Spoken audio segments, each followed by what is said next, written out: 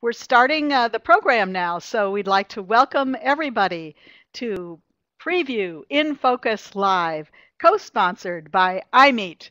Today we've got a great program. It's a lot of fun. We've been chatting before we started with Mary and Leslie, and we'll meet them in a moment. Our topic today is We Are What We Eat. New food for the top performers and locavores. So we've got a lot to talk about, and I know it's going to be a lot of fun. And we would like your input as well. We'll have a couple of polls as we're moving forward, so we look forward to your responses to those. And also there'll be an opportunity for you to ask questions at the end of the program and feed in your comments as well. And we'll just, we can see those as they're being written, so we'll filter those into the program. We also have an incentive starting with this episode and moving forward. We will have a random drawing for a $100 certificate from Amex at the end of the program. So stay tuned and see if your name is the winner. So that'll be fun. Look forward to it and good luck. So let's meet our panel.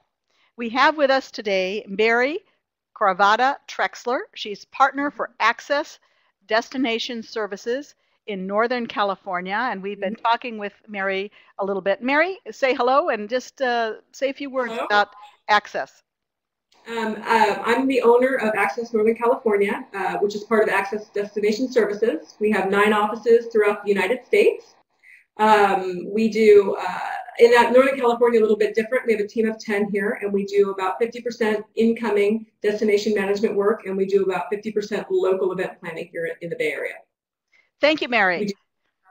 We'll come back to you in a minute or two. Let's meet Leslie Short with K.I.M. Media, LLC, and she's out of Brooklyn. Leslie, welcome. A few words about K.I.M. Media.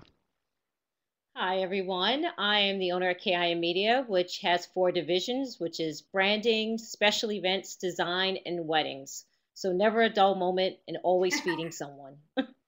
Well, yes, and you both are feeding a lot of people. And what's fun about both of you on our panel today is we have an East meets West dynamic going on, and we know that there are a little bit differences. There are a little bit of difference between one coast and the other. So let's get started. What do you consider as you develop a program or a meeting, and you want to have that localvore twist to it? What do you look at and how do you approach it? Let's start on the West Coast. Mary? Well, I think we take our sustainability and local very, very seriously here, probably the most serious in the United States. For example, most of my big chefs I work with here in the Bay Area will really try to stick with the 9 Bay Area counties on where they source most of their food. The whole idea is to kind of reduce the whole carbon footprint and not serve strawberries in February, for example, and really take hold on what's fresh, what's local, what's new, and kind of educating people. Exactly. Seasonality is a big, big issue here. And I think, you know, you get people like Thomas Keller, for example, who started up here with French Laundry, and you know, he has his purveyors now, but he's kind of influenced them to where they're even more, you know, down the road and only sourcing things from local. So it's just become a big, big move here between Alice Waters, Thomas Keller, those type of chefs, on making sure that that becomes a big part of our whole way we do business here in San Francisco. Absolutely, and Alice Waters was one of the pioneers going back to the 70s, actually, to help launch not only the local side, the fresh and seasonal side, but also the opportunity that presents for creative menus. Leslie, how about you on the East Coast?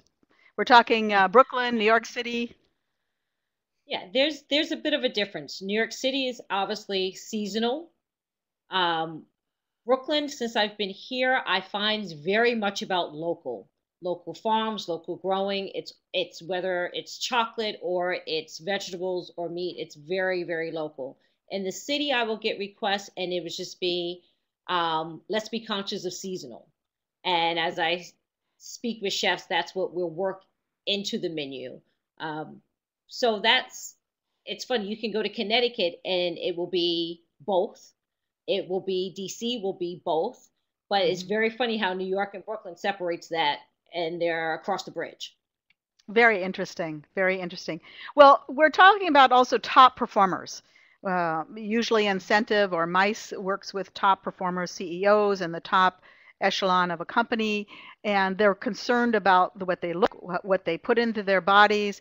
How do you go about developing menus that maintain that cutting edge for the top performers, making it interesting and delicious? What I find is that everybody wants kind of the unusual and everything else, but people are a little afraid to kind of present, something that's a little bit too outside of the box. So, for example, what we try to do is kind of make the menu itself a little bit more interesting. So we might put on the menu, for example, the wording seafood cocktail, and maybe serve it in dry ice with like a cocktail sauce sorbet, for example. So they're still basically eating something that's pretty normal to them, but it's served in some kind of unusual way, and it's worded a little bit different, so it kind of promotes discussion.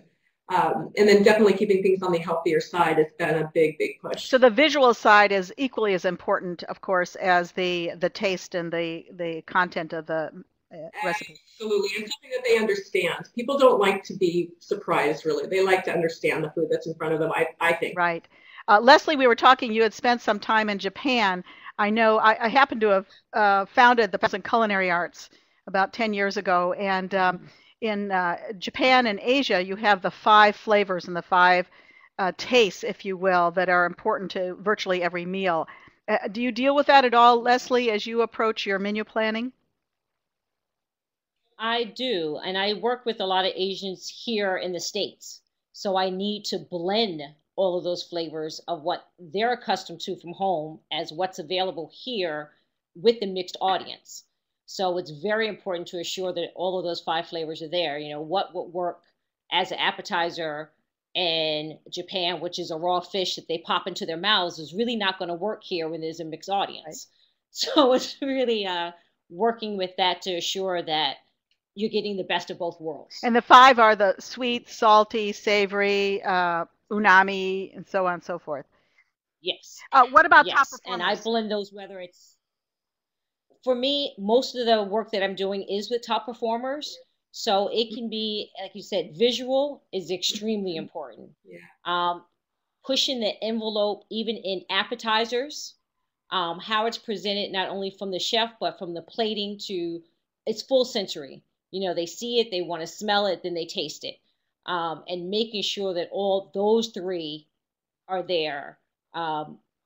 It's always a winner. But you're right, you can't go too far because people want to understand what they're eating. One of the hotels here in Houston, the Omni, had a top chef. Actually, he was in the competition several years ago, and he served an appetizer sushi presentation that was on a slate plate over a small goldfish bowl with goldfish swimming in it. I mean, it was a knockout when it entered. Absolute knockout.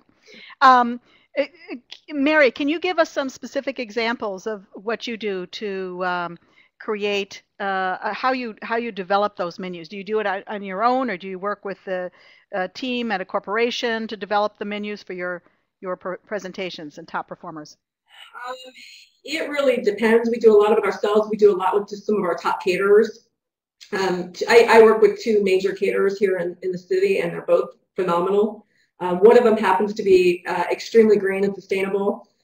We have, a lot of our venues that we work in, we have to have menus that are sustainable. It's a requirement. For example, we have a great place here called the Academy of Sciences, and you have to make sure that any fish that's served, everything is on the OK approved list. We also have to bring in a recycling program with everything that we do. So it's just a very unique place to work for that reason. But yeah, I think what I like to do is I like to say, this is kind of what we're looking for, and I like chefs to do their thing. I'm very much a believer, and I will also try not to pick off of a menu that they have and say, we're looking for something, and let them kind of be a little bit more creative, because I feel like if they're off the menu and they're doing something that they're proud of, they do a better job. Absolutely. So you give them the parameters, and then you say, run with it and come back and let's see. And do you do tastings? Oh, absolutely. Yeah, absolutely. And, we're very unusual here, too, because a lot of our clients out of Silicon Valley are hugely ethnic. So we have a lot of Indians. We have a lot of Asians. So, one event I did last year was 40% Indian and 1,100 people. So that's, it can be a very different kind of a menu for that group than it would be for you. I actually was invited to a wedding in San Francisco, an Indian wedding at the St. Regis, and it was outstanding, absolutely outstanding. Yeah. It lasted forever, but that was half the fun of it. Leslie, how about you? I am known for making special meetings just with the chef, regardless of how many times I've worked with you. And I sit down with the chef and I go through the menu, and then I always look at them and go, this is your opportunity to go crazy. Yeah. Let's come up with something presentation wise, food wise. I don't care if it's only one dish out of the menu. Let's push it. And it obviously depends on the client and the overall, for me, design and production of everything that's going on. Food is a part of that. So it's never separate to me. So they know when I book something and she's coming to the kitchen. And I love that. That's the joy for me, to go into the kitchen and sit with the chef and watch them go creative. Absolutely. Way back in the early 80s or late 70s, I can't remember, somewhere in there, we did a big event at the Four Seasons. And at the time, ferns were sort of the new cutting edge thing. And they did a salad with fiddlehead ferns and a champagne vinaigrette and so on. And it became a conversation piece. And it was delicious and fun. And we just said, chef, go to it.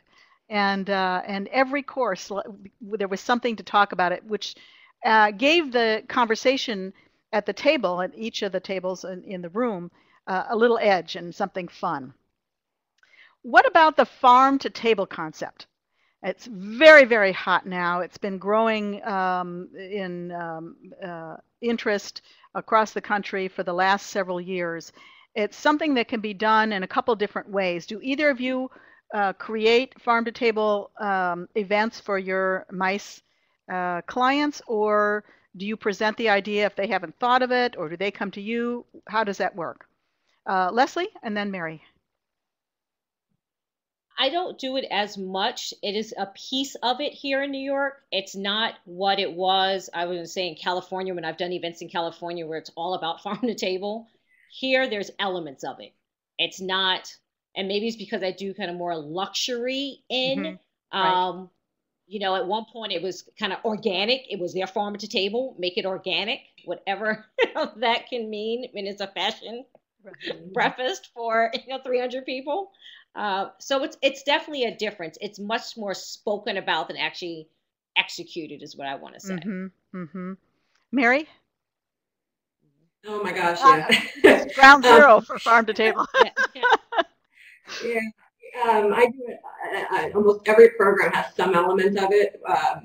For an example, we'll do a lot of themed events. That way, we'll actually bring in the big natural wooden king's tables, for people to sit, and we'll do just nice, tool runners down the center, and then we'll do family style. Everything being farm to table. Do you bring those into hotels, or do you bring them into special venues, or out in the field, or where? Both. I've done it in both. And the beautiful thing with that is, you can say, I want everything that's within 50 miles, or anything that's within 25 miles, or anything that's within 75 miles, and it's all local farms. The other thing we'll do is, when we do station style events, is we'll actually have, the goat cheese producer, or we'll have the, whatever it may be, the bread, right there, the mushroom producer right there, and doing some pairings, with their actual product, and demo style during the station events. And that's really, really popular. So people can actually meet the farmer, taste the food right in the same area. Do you do presentations with the chef in the room that creates a particular dish right there live and serves it? No, absolutely. We're doing a lot of that in restaurants where they have special event rooms too, in addition to hotels. Yeah. Mary, I'm sorry. And that's very big here. We also pair it quite a bit with wines. I mean, wine obviously is a big part of our world here too, with Napa Valley and Sonoma Valley being so close, and then the Santa Cruz Mountains. So, a lot of times we'll take it one step further and actually pair that dish with a particular wine. So then you have the farmer with the winemaker, right there at their station. So it can be, as detailed as you want it. But like I said, almost everything we do has some semblance of pairing to it or farm to table element. Leslie, that popular here. Any follow-up? No, it's funny. If it's going to happen here in New York, there's probably two well-known caterers that is known from farm to table, to the point that they actually in Rockefeller Center will set up the farm. Oh, nice. And invite everyone to come in. So they're kind of fun the way that they create, and they will do bus trips to the farm and dinners at the farm. So if you have a client that is interested in that, that's really the caterer you go to. And then we do a lot of chef presentations, whether it's in private rooms or even homes or rooms in a hotel with the chef. Well, let me ask you a question, because bacon has become the hot thing. Regardless of what flavor or area of the country, or, you know, it's mesquite smoked, alderwood smoked, or, you know, maple sugared or candied or whatever, bacon is hot. But how do you balance the bacon lovers, and there are a lot of them out there, with the desire for healthy food and the need to keep your meeting attendees in top performance? We added it was macaroons. Bacon macaroons? Bacon flavor. With the coconut? Sounds great. Sign me up. I had a bacon. So that was the way that we did it one time. I had a bacon, blue cheese, and maple ice cream once. That was fabulous. Now, Mary's husband was a chef, so I'm curious at Mary's response as well. Well, you know, we're starting to see bacon go on a kind of decline here now. It's been so overused that what we're seeing now, and it's kind of becoming a health conscious thing. We're seeing more smoked essences kind of ideas, a lot of infused sea salts. You're seeing a lot more of that as opposed to the actual bacon product itself, which is kind of nice. Truffled salts, more subtle kind of tastes that are happening. And I think that's going to be the new wave going through. Although we did serve chocolate-covered bacon at an event just recently, and that was pretty popular. Chocolate-covered bacon is a hit. And potato chips. Chocolate-covered potato chips, another winner. The Chefs Association here did their annual gala meal, and it was 2 years ago, and every course was smoked with a different flavor, and you had to guess. And then those who had all the correct answers were put into a hat, and they drew the correct, drew one of the winners, and they won a big prize. But it was very interesting and very subtle, as you say, and a lot of fun. Yeah.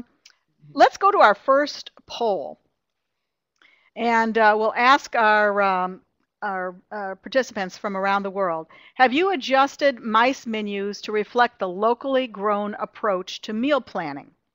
Well, let's see what comes back from our participants. 50-50, very interesting. Okay, it's adjusting a little bit. And we're seeing 62% yes, 37% no. That looks like it's pretty much a lock. Locally grown is taking off. Are there any particular aspects of locally grown that you would like to share with everyone? Some tips and insiders, and also what do you do with leftovers for big events? Do you give them to food banks? Are there certain qualifications that you have to adhere to based on your client? Leslie and Mary. At one point, there was a great program here that you could arrange for the trucks to pick up food after the event and would then distribute it through the shelters. That has since gone away because of health issues. Mm-hmm. So they can no longer pick up because this food is out for a certain amount of time. So it's very difficult to give away food. So I always, being in New York, always ask who's the local homeless person around. Well, we have kind of a funny story that I was at a steakhouse doing an event with a lot of steak and a lot of fish. And I asked the maitre d' and everyone to take the food out back. And they came back and said, Leslie, he doesn't want it. And I said, what do you mean he doesn't want it? He's homeless. He said he sits out behind a steakhouse to get steak, not fish. And all we had was fish left. So New Yorkers are very picky about what they take. Yeah, it's really sad. I mean, we can't. It's hard to give away food. It's so the amount of waste that happens is crazy. But we do have a company here called Food Runners, and we use them quite often. So they're hooked up with the major caterers, and they take a good portion of it. But it is true. It's getting harder and harder to give away food than it used to be. We have a question that's come in from Marie, who's in our participant base out there. She says, Leslie mentioned a farm-to-table caterer in New York that will take groups out to the farm. Can you tell us the name of that caterer? Leslie? And I will as soon as I remember it. Hold on one second. Well, and if you the brain just if you can't think of it right now, we can connect the two of you after the show, and you can continue the conversation, which is one of the things we want to encourage as a part of InFocus Live, is that all of the participants and panel become part of a larger community that continue the dialogue, and that's a great thing. So thank you so much for asking, Marie, and hopefully we'll have that answer for you pretty soon. Let's go to our next poll. Where is the demand coming from for more healthy and local foods as part of MICE menus? Are they coming from the top performers, the MICE company, or someplace else? And then you can tell us, you can email back to us where you think it might be. So let's see, easier, more cooperative. Catering and chefs are more proactive in creating healthy, local-driven menus, or are they becoming more challenging? It's 100% catering and chefs. Oops, now it's changing. 66. They're becoming easier. That's what I suspected, a little bit more easy. Catering and chefs are more proactive in creating healthy. They're a little bit more proactive. Have either of you been to the NRA, the National Restaurant Show, which is the mega gorilla? That industry, the restaurant industry, I believe, has the largest pool of hired staff in the nation, second to the federal government. And it's amazing some of the work that they're doing. If you haven't been to one of those events, it might be an interesting trip. Given what we've just learned from people around the country, are there any inside tips that you would like to share with us about working with chefs and menu creations and food in general? Let me start with Mary. It looks like, Leslie, you're looking up something. So I'm trying. I have it. I have the name. It's driving me crazy. Mary. My biggest thing is, as much as I can advise my clients, let them do what they do best. I mean, that is so key. What happens, for example, the dual plate. No chef likes to do a dual plate. Dual plates are very, very difficult to do well. And you have clients that still to this day insist on having something on the same plate, and it never really works well. And a dual plate. So that, I think, is my big... Mary, identify. That's like a surf and turf or something. Correct. And to this day, people are still requesting it, and they still don't work. So I try to at least advise them to do more of a family style, to where maybe people can pick their protein, and then have a little bit different sides if that's that big of an issue for them. But chefs really, they live and die. They have a lot of pride in what they do, and when you force them to do something they really don't want to do, it never comes out quite well. So that's my big, is just to kind of have the trust to let people do what they do and let them do it. Well, also family style gets the table talking as you're moving the bowls around and so on and so forth. I think of the old Amana Colonies concept, where you sit down and sometimes you're all known to one another and sometimes you're not. You all sit at these big tables and voila, there come the bowls, one after the next.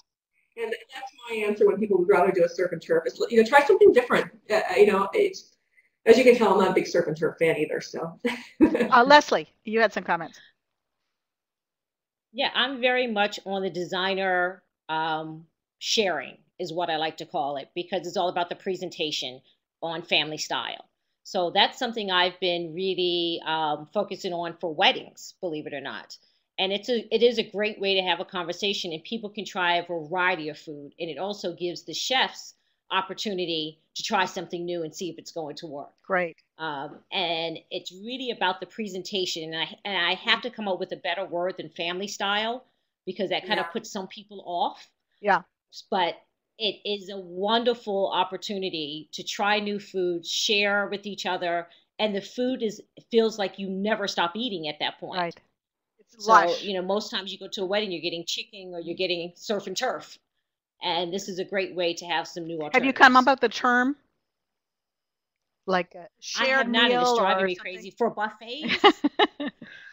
Yeah. It's not quite luxury enough, even for a Yeah. wedding. I say designer buffets when I do buffets because I do little individual dishes and cups and everything's on forks or spoons, and that works. But for the family style, I'll take any Yeah. suggestions out there that someone Okay, comes up let's with and see. you Maybe made. somebody will come up with something. In the meantime, Leslie, would you share with everybody the name of the caterer who does the farm to market? Absolutely. It is Ketchum Farm, and it's Great Performances is the catering company.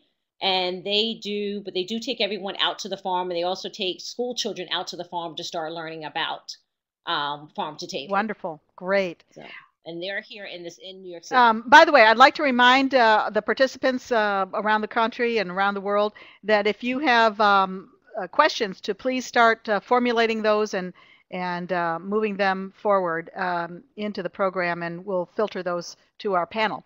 But let me talk a little bit about trends. Let's shift a little bit. Where do you see the trends in food for MICE events going in the next few years, let's say for the next 5 years or so? Mary? You know, trends to me are cyclical. The same things kind of come back, you know, and they run in probably 8 to 10 year cycles, I think is the way it is kind of gone through. In talking to some chefs recently, they think the whole trend from the 80s is on its way back in, which is that California farm fresh, not necessarily the farm to table, but just really kind of taking that to a little bit different level, but keeping that whole fresh concept in play. But again, straight back from the 80s, you know, it's like fashion. It keeps reappearing. Only the cycles seem to be shorter. Leslie? Yeah. Yeah. It's funny here. It's about what to do with breakfast at this moment, and I think that's interesting. Not to have the normal bagels. So everything has become smaller.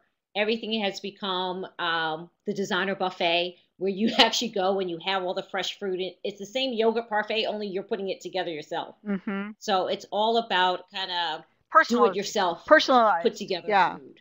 You want personalize your dishes. And interactive. That's the other part of it. It's not only personalized, but it's also interactive. Yes. I literally had a hibachi being built in someone's home for a private dinner. Wow. So that the guests could actually come up and do the hibachi during the cocktail. So it's very much interactive stations are very big here. By the way, Marie has come up with a couple of ideas to call or to name the family style. She says, I've called them harvest plates, harvest stations, and she said culinary experience versus family style. So those are her ideas, and thank you for letting us know. Those are great, great suggestions. Mary, you were going to say. One of the things we're finding with station style events or buffet style events is walkaway items. Things, instead of having something served onto a plate, it's actually little made plates, bowls, interesting dishes that people can just walk away with. And that's becoming very, very popular. Sharon Saunders mentioned the culinary experience versus family style, made that correction. And you know, that ties in with what you were saying, Mary, because it's the whole concept of coming to an event, if you will. You're coming to an experience. It's more than sitting down and eating to sustain you. It's more enveloping. Yeah. And I think, if anything, that's what I see in terms of some of the trends. It's how you become engaged with every aspect of that meeting and on an interactive basis. It's the meeting itself. It's the dialogue. It's how the meeting is set up. Some meetings now, they're doing away with standard chair positions. It's how you play with your food or engage with your food while you engage with each other over the food or by the food, you know, in terms of some trending. Where does, go ahead, Leslie. And that's good. I went to a catering tasting. I'm sorry. I went to a catering tasting. And what I loved, everything that they gave us to taste out of each portion, they gave you something to take back home with you. Whether it was a hot sauce, whether it was a biscuit, it was something. They made sure you walked out with a bag full of food to continue. Great idea. A lot of the top restaurants do that. They'll give you a little takeaway bag at the end Besides, you started with an amuse-bouche at the beginning, which is a surprise little something to open the palate. You go through the meal, either that they created or you've selected, and then there's a takeaway at the end besides your surprise chocolates or whatever for a gourmet 5-star meal. And it's fun because the next morning or you can continue to savor the delicacies of that particular chef and that dining experience. Where does ethnic cuisine fit into your developing of menus and food concepts for MICE events? Well, for us, it's over the last 5 years, it's 100 times more than we did before. Everyone, things from noodle bars, at large scale events, become rice bowls where people can create their own different experiences. Again, we do a lot with different ethnic groups. So, for example, we've had to learn not just Indian cuisine, but what's the difference between Southern and Kashmir, and really coming up with authentic. People don't want just the Americanized versions of this anymore at their events. So I think that's becoming a big, big change. And people, in San Francisco, for example, we have the food truck era, and you've got, the curry trucks, and you've got the different ethnic cuisines all over the city on top of the restaurants now. So it's a huge part of what trucks we're doing. Trucks are very, very hot and growing hotter. I was at an event in Miami, and they brought in, there must have been 14 gourmet food trucks, and I mean gourmet. I mean, they had foie gras trucks, and they had this truck and that truck. I mean, it was fabulous. Leslie. Trucks are very big here as well. So the newest trend is to have trucks as your catering. So you actually are positioning the trucks as part of the event, whether they're inside or outside. And then that brings in all the various ethnic flavors of food. I work with a lot of Chinese clients. So I'm having anything from shark fin soup to things that I'm not really sure exactly what they are, but they are true ethnic cuisine that are being flown in by certain chefs for that event, as well as working with a lot of French clients and having to combine those flavors together. So I think it's something that's very important. It's, again, introducing your guests to something new. For some of your MICE or incentive meetings, do you ever put on culinary competitions? And if so, how do you do those? Yeah, we've done a lot of these for team building type of events where we'll do, Iron Chef, for example. You might have, the 2 chefs from the neighboring Ritz-Carltons, for example, come in, and more than likely, if it's a small group, you can have the participants involved. If it's a very big group, we'll just have the actual chefs involved and have it more of a spectator type of event. One of the things we have here, which is very unusual, is our ferry building, which I don't know if you're familiar with, but we have our ferry building, which is actually our ferry terminal, is also one of the most amazing food centers. It's a large indoor farmers market, and then twice a week it's also an outdoor farmers market. So we do a lot of chef walks through that, and then cooking classes. They have these outdoor kitchens that we can actually utilize right outside, so you can kind of walk through, pick out your food along the way, and then do different competitions with a tapas style meal or a luncheon or things like that. So yeah, quite a bit. And then we do a lot of chef walks as well. Both, Hayes Valley, for example, you can go to a lot of different wonderful, everything from bakeries to chocolate shops to different, charcuterie places, to a chocolate tour of San Francisco, visiting 7 different chocolate manufacturers, to up in Napa with new Oxbow Market and things like that, where they actually walk through and visit all of the different purveyors through downtown Napa, which has become a big culinary spot as well. So. Really, and there's a great chocolate shop in the ferry building too. Leslie, how about you? Oh yeah. I don't really do it so much here in the city, but when I'm in France, is really, we go from region to region, tasting not only foods but spirits and wine, and that's a very big part of the trip. So I do it much more internationally than I do here in the States. Yeah, we do VIP culinary, and they're all experiential, great fun. We do combination classes, walks, markets, and then usually, if we can, we'll do 1 or 2 countries combination, or sometimes 3 if they're close together, like Singapore, Thailand, Malaysia, and the stylistic and flavor difference differences between the profiles of food in each one of those countries. So, I mean, Europe is fabulous. I mean, everywhere, Africa and you name it, Middle East. Um, let's talk business for a moment, because really what we're in is business. And how has focusing on food as one of the prime elements of a MICE event affected the bottom line of your business in terms of the meeting planning business? Leslie. I think for me, it's changed because clients want to offer more, but they don't want the price to change.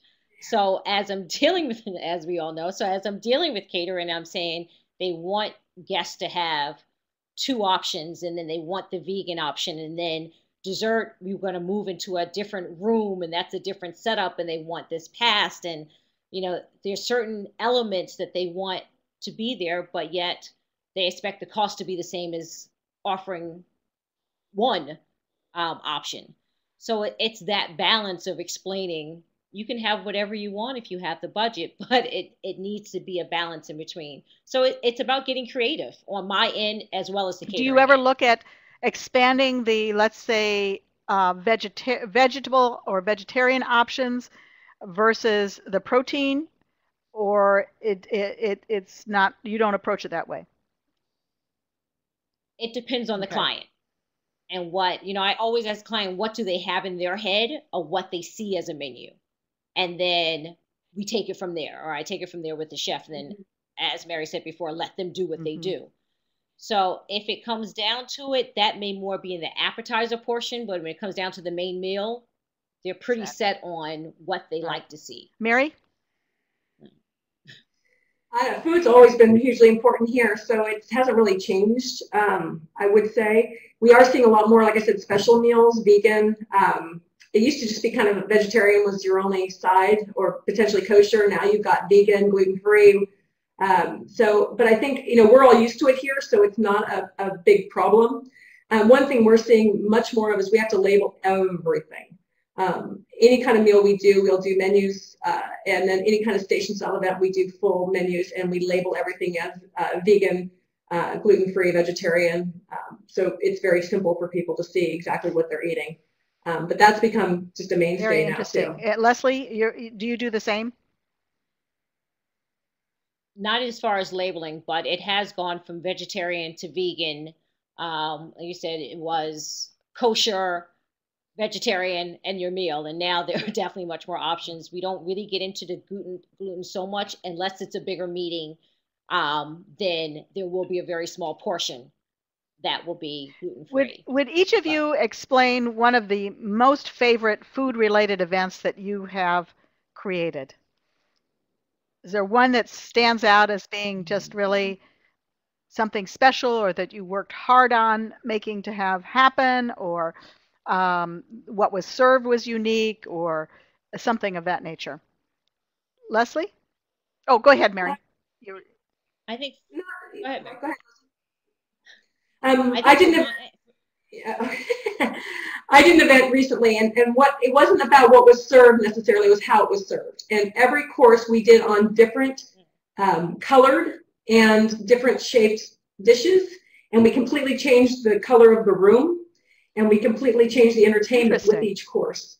So it wasn't exactly what was served, which is still a phenomenal meal, but it was a completely different experience. Everything was done in red, white, black, and then multiple colored neon. And then everything was done in ice as far as, and lit and changed on the table. So it was really very unique. And to me, like I said, I think we're serving a lot of the same things with slight changes. I think it's a lot about more presentation styles and unusual things we're doing with foods, that make it really fun and different. It's funny, I did an event similar to that where every hour the color changed and the food changed and the drinks changed. But one of my favorite is really more dessert. And I worked with La Bernardin here and for Aspen Food and Wine, and it was with the cognac company. So every essence of the cognac had its own dessert created for it. And so you went around smelling the essence, tasting the cognac, and tasting the dessert, and getting those aromas and tasting. So that was we created a station for everything. So that was amazing. That's fun. Let me just remind everyone that if you'd like to see this program again or share it or refer to it, you can see it on the websites for Prevue Magazine, iMeet. You can also hear it on iTunes and also watch on YouTube. So all of those sources are available to you. And also, we have a surprise drawing for our incentive for this particular program. And from here on out, we look forward to letting you know quickly who that will be. So watch the screen and you will be lucky if you see your name. Here we go. Leslie Short. Woohoo! Can't win. Can't win. Can't win. Can't win. Oh, Karen DeAngelis. Congratulations, Karen. You'll have that $100 Amex card sent to you, and Matt and his team will be connecting with you after the program. So thank you so much for joining us all, and we really enjoyed being here. I'd like to thank our panelists today, Mary CARVOTTA-TREXLER and also Leslie Short. It's been terrific. Once again, watch for the next episode coming up next month. We do these monthly, and it's great fun. So have a wonderful day. We'll see you next month. Stay with us, and we'll just be talking a little bit here as we wrap up the program. So Leslie and Mary, one last comment from each of you as to what you like to do when you play with food. Leslie? Maybe I'll let you go first on that one. Wow, thanks, Mary. You know what? I'm not a big chef myself or cooking. So when I do cook, it's like everyone's laughing. I love to try to create something that I've had. I try to guess the flavors in it. And of course, you never recreate what's in the restaurant, but I like to play with it and put in what I enjoy. So just experimenting. Mary? I'm big on presentation. I think you can serve mediocre food even if it's done very, very well in the presentation and looks amazing. It's just so much more fun, and it gets people talking, and it's unusual, and it doesn't have to be expensive. It's just in a way that it's done uniquely. I think that's a huge part of food. When you're dealing with, as you explained earlier, both of you, where you've changed the colors on the walls in the room and so on and so forth, how do you transition from one course to the next? Is it just a seamless transition in flows of color, let's say on the wall, or is there someone who gets up and makes an announcement and it's a major change, like a cut from one course to the next? When we did it, it was a lot of the wait staffs. Everything was presented pretty quickly. It was a lot, each table kind of served at the same time. It was all done on LED, so the room could change in an instant, and then the music changed. So it was just all done on cue. Pretty simple to do, actually. And is it on cue when they bring in the next course, or does the change start after they've picked up, let's say, the plates from the last course, and then the color changes, and then they bring in the next course? Or is it seamless? It just flows together? Everything is cleared. Everything is cleared. People are kind of chatting among themselves, and all of a sudden there's a dramatic light change, music change, and plates go down. Leslie? I did mine kind of with the parade of waiters with the cocktail that changed it. So all of a sudden at the top of the hour, the cocktail was the first thing to come out with the color change and with the music. And then from there, the food came. So it was kind of, it grew, and things kept being presented within that hour in that color scheme. Do you each have a favorite chef besides Mary, your husband? Oh. He's the ringer. He's the easiest. Oh gosh, it's funny. People always ask me, "What's your favorite restaurant in San Francisco?" It's what? I would never want to eat at the same place every single day. There's so many that do so many things well. There's so many. I really can't tell you. There's not anybody that I think is, and they're all fantastic in their own way. And And everyone's a little bit different. You have your very traditionals with your Michael Minas and your Gary Dankos, and then you have your, really farm fresh with your Alice Waters and Thomas Kellers, and every experience is very different. And it's just, it's what's great about it, is being able to experience all of those things. Have either of you done any work with any of the molecular chefs, or I should say the chefs serving molecular cuisine, where it looks like something, but it's actually created out of something else, and the taste is something else again? I have not, as of yet. Yeah. Yeah, it was kind of a fad. It kind of just came and went before it really caught on, I think. The same thing with raw food. There was a couple of raw restaurants that were here, and that just didn't last very long. Speaking of raw, I actually attended an event that had a blowfish beautifully presented. I mean, I don't know how much time they spent, but I wasn't going to take a bite. If it's not well prepared, you're dead on arrival, literally. I did in Japan though. I did try the blowfish did you in really? Japan. How does it taste? Yes, I was. Was it worth the risk? Honestly, I'll ask that. It was to be able to say I tried it and enjoyed it. You know, it's not something I've eaten alligator. I've tried different things, so that's not bad. Now, is there something? You know, the big trend here was eating shark. Do you have? Oh, dark. The dark restaurants. Oh, yes, yes. So you go, yes, but that I think there's one left. Yeah, I mean, to me, that's like a part of I need to see. Yeah, well, for the reasons that we just talked about, presentation is a lot of the meal, and if you can't see it, you know, it makes it more challenging. Is there something you want to try that you haven't tried yet? Either in presentation or food or whatever. Something that's been, you've got it in your mind, you're just waiting for the right client or the right situation, and let's give it a shot. I think nitrous, I mean, you know, things from, you know, as easy as Dippin' Dots to different nitrous, you know, on site would be really fun to do, and it's becoming pretty popular here. It kind of makes a show. Do you do an oxygen bar for a break by chance? I have done them in the past. It's fun for about the first hour, and then people are kind of like, what? So, you know, it's another thing that, you know, and then they have the scents and the, so that was kind of big a couple of years ago for us, and that went away pretty quick as well. Leslie?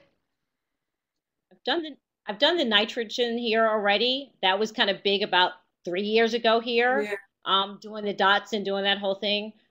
I don't know. I will love to talk to a chef and see what they're coming up with, because I'm really looking for something at the interactive. You know, we have a couple catering company here that took it to the edge with interactive and how they've presented it. What was that? But it's almost, it's a combination. They can do something as simple as having metal bars and food hanging from the bars coming through the crowd, where you can actually take things off and someone's behind them with dipping things, and the hibachi station and balloons, food actually coming down off of balloons. Sounds like the Cirque du Soleil in the midst of the event. Of food, absolutely. But the food is wonderful. The presentation is great, and it's very dramatic to clear a space and have this balloon come down in the middle of different groups with various foods and suspended food, and so I've kind of done those. Now I am looking for something fun that is great tasting and unique. Karen says from our winner, actually, of the $100 certificate, says, she says, this is not a question, but she wanted to share a great company that she's used in the past. And I can't quite read what it's www.the something. VE Special. Oh, here we go. It's called SPECIALE.com. TheEspecial.com. So sounds interesting. We'll take a look and see if that might work for any of us here or any of the people in the participant pool out there around the world. So, thank you very much, Karen, for sharing that with us. And it's called thespeciale.com. So we'll take a look at that. Have either of you used flying performers that come down with the food from somewhere up above, like Deus Ex Machina, No. to use a theatrical term? I don't know if I can get a client to buy into that with hot food coming down the, I don't know. It's funny. It all sounds great. Clients love to know the things you can do, the things they actually let you do are a whole different story. Exactly. A fire is one. Now I've done that with drinks. Fire is one. I've pitched fire like 4 times, and then one client's like, "No fireballs, Leslie. No fireballs." And pyro is another, pyrotechnics. We used to do some of that, but it's getting more difficult because of the codes and so on. And but it's fun when you can do it. If it's an outdoor event, it makes it easier. If it's inside, it's more challenging. How do you make food a part of the conversation for the event?